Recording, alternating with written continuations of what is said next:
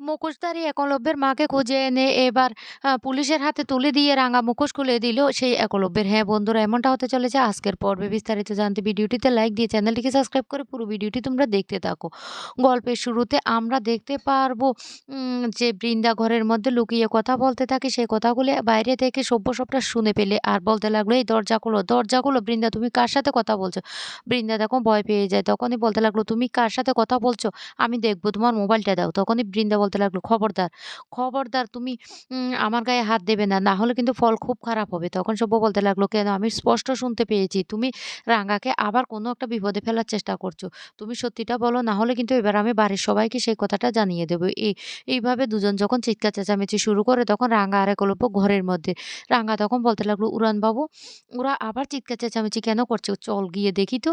তখন একলব্য বলতে লাগলো, "কেন যে বড় বৌদি বারবার এমন করে সেটা না বুঝতে পারছি না।" এদিকে ওরা সবাই ছুটে আসে সেই সব্যর দের ঘরে। আর সেখানে আসলে তখন উম বৃন্দা বলতে লাগলো, "এই তো দলবল নিয়ে সবাই হাজির হয়ে গেছে।" তখনই রাঙা বলতে লাগলো, "কি হয়েছে রে বড়দাদা বাবু? তুই এভাবে চিৎকার চেঁচামেচি কেন করছিস? কি হয়েছে আবার?" সব্য তখন বলতে লাগলো, "রাঙা, আমি স্পষ্ট শুনতে পেয়েছি বৃন্দা কার সাথে যেন কথা বলতে আছে।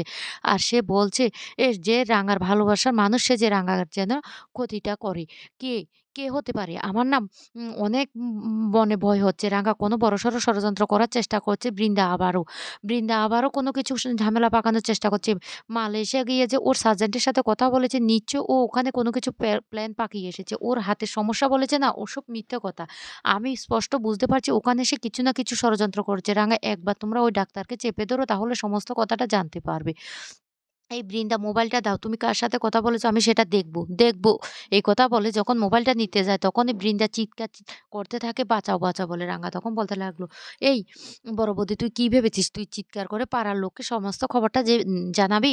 পাড়ার লোকরা না কিচ্ছু করবে না। কারণ পাড়ার লোকরা জানে তুই কতটা ধুরন্ধর মেয়ে। তুই কি করতে পারিস। তোর উপর টর্চার তো দূরে থাক। তুই যে পরিবারের সবাইকে জ্বালিয়ে পুড়িয়ে হারমাস এক করে দিচ্ছিস সেটা সবাই জানে। আর পাড়া প্রতিবেশীদেরও না তোর ভয়ে এখন সবাই কাঁপে।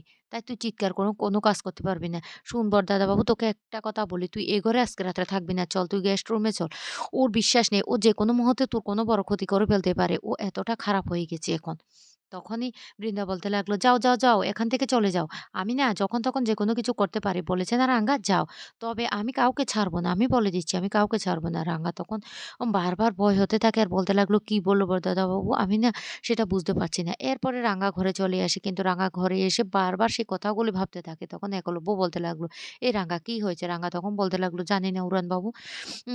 বড় বৌদি আবার কি প্ল্যান করছে।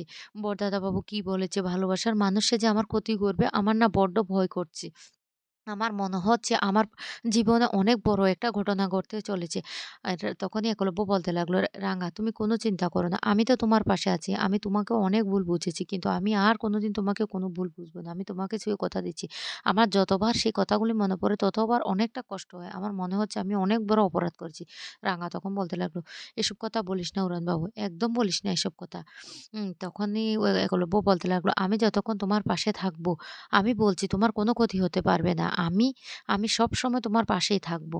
অন্যদিকে দেখা যায় পাঞ্চারিও ঘরে গিয়ে ভাবতে থাকে সেই বৃন্দার কথাগুলি আর বলতে লাগলো, "ও কেন ভাইয়া কথাগুলি বলেছে? সত্যি কি এমন করার প্ল্যান করছে সেটাই তো বুঝতে পারছি না।" এর পরের দিন সকালবেলায় সবাই সেই কুসুমদারিতে যাওয়ার জন্য তৈরি হতে থাকে। অন্যদিকে বৃন্দা লুকিয়ে ফোন করে সেই ডাক্তারকে আর বলতে লাগলো, "কি ব্যাপার, আপনার কাজ কি হয়েছে?" ডাক্তার তখন বলতে লাগলো, "হ্যাঁ, আমার কাজটা ডান।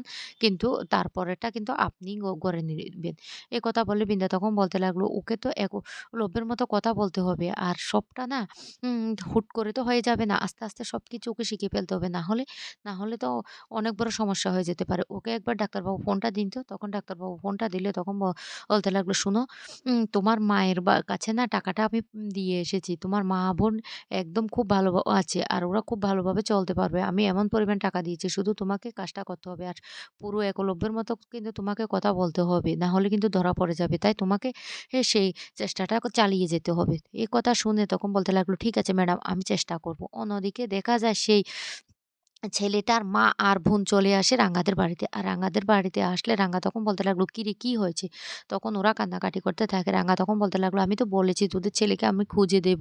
কেন তোরা এমন করছিস?" তখন ও ছেলেটার বোনটা বলতে লাগলো, "কালকে রাত্রে না আমাদের বাড়িতে কেউ একজন তো দরজার ফাঁক দিয়ে এই খামটা দিয়ে গেছে।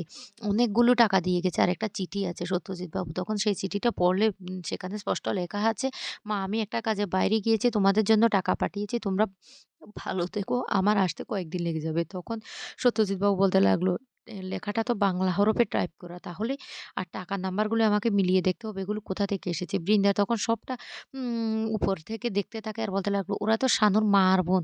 ওরা এখানে কেন এসেছে? আর কি ভেবেছে সত্যজিৎবাবু আমাকে ধরবে? আমাকে ধরা অতটা সহজ নয়। বৃন্দা কোনো কাজ না কাঁচা করে না। এবার দেখ রাঙা তোর বড় শত্রু চলে আসছে। এবার তোর কি অবস্থা করে তুই সেটা দেখতে থাক।"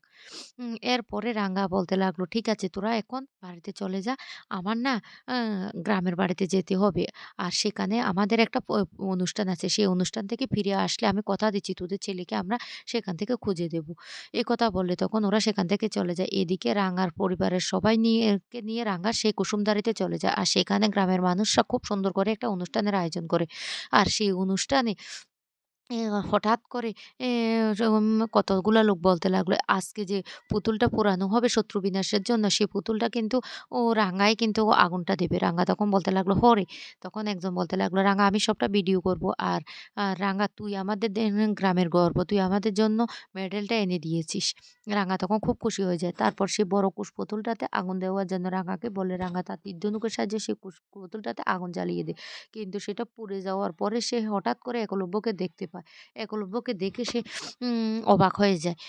অন্যদিকে হঠাৎ করে একলব্য অসুস্থ হয়ে সত্যজিৎবাবু একলব্যকে নিয়ে রুমে চলে যায়। কিন্তু সেখানে একলব্য বাথরুমে চলে যায়। এইদিকে একলব্যকে সেখানে দেখে রাঙা তখন অবাক হয়ে বলতে লাগলো, "উড়ানবাবু তুই?" তখন একলব্য বলতে লাগলো, "রাঙামতি তীরন্দাজ কি ভেবেছিস শত্রু বিনাশ হয়ে গেছে? আমি তোকে শেষ করে ফেলবো।" যা শুনে রাঙা ভয় পেয়ে যায়। রাঙা তখন বলতে লাগলো, "কি ব্যাপার? আমার না বড্ড ভয় করছে।" তখনই রাঙা তাড়াতাড়ি করে চলে আসে ঘরের মধ্যে। আর এসে সত্যজিৎ বাবুকে বলতে লাগলো, "ও একলব্য কোথায়?" সত্যজিৎ বাবু তখন বলতে লাগলো, "একলব্য না বাথরুমে গেছে।" তখন বাথরুম থেকে ফিরে আসলে একলব্যকে বলতে লাগলো, "উড়ানবাবু তুই ঠিক আছিস তো?" তখন বলতে লাগলো, "কেন কি হয়েছে?" রাঙা তখন কোনো কথাই বলে না। রাঙা তখন পুরোটা সন্দেহ হয়ে যায়। এরপর বলতে লাগলো, "ও তুই বাইরে যাসনি তো?" তখনই বলতে লাগলো, "না আমি বাইরে যাইনি।" রাঙা তারপরে হঠাৎ করে পায়ের দিকে তাকাতে বুঝতে পারে যে একলব্য নয়। তখনই রাঙার সন্দেহটা পুরোদমে জেগে যায়। রাঙা তখন বলতে লাগলো, "ও বড়দাদা কি বলেছিল? বলেছিল আমার ভালোবাসার মানুষ সে যে আমার ক্ষতি করতে এসেছে। তাহলে ও কে? ও কে হতে পারে? না আমাকে ওই শানুর মা আর বোনকে এখানে নিয়ে আসতে হবে। তারপর সমস্তটা প্রমাণ করতে হবে।" সত্যজিৎ স্যার তখন বলতে লাগলো, "রাঙা কি হয়েছে? কিছু সমস্যা হয়েছে?" রাঙা তখন বলতে লাগলো, "না রে সত্যজিৎ স্যার কিছু হয়নি।" এরপরে রাঙা সেই শানুর মা বোনকে খবর দিয়ে সে কুসুমদাড়িতে নিয়ে আসে। আর নিয়ে এসে এতে যে মুখোশধারী একলব্য তাকে প্রমাণ করে যে তার মাকে দিয়ে। আর তখনই রীতিমতো সত্যজিৎ স্যার এমনকি আসল একলব্য সবাই অবাক হয়ে যায়। রাঙা তখন বলতে লাগলো, "কি ভেবেছিস? কি ভেবেছিস? আমি তোকে চিনতে পারবো না? আমার উড়ানবাবু কেমন সেটা আমি বেশ ভালো করে জানি। আমি তোকে ১ম এই চিনতে পেরেছি। কিন্তু তোকে হাতে নাতে ধরার জন্য আমি এমন কান্ডটা ঘটিয়েছি। তো না চেনার ভান করেছি। তুই কি ভেবেছিস?" এই বলে তখন সেই মুখোশধারী একলব্যকে পুলিশের হাতে তুলে দেয়। সত্যজিৎ সিংহে তখন বলতে লাগলো, "ও তাহলে সত্যি পুরোটা তোমাকে একলব্যর মতো বানিয়ে দিয়েছে? কে বানিয়ে দিয়েছে বলো? কে বানিয়ে দিয়েছে বড় বৌদি?" তখন ও কিছুই বলে না। তখনই বৃন্দা বলতে লাগলো, "আরে মাল এসেছে সে সার্জেন্টাই বানিয়ে দিয়েছে।"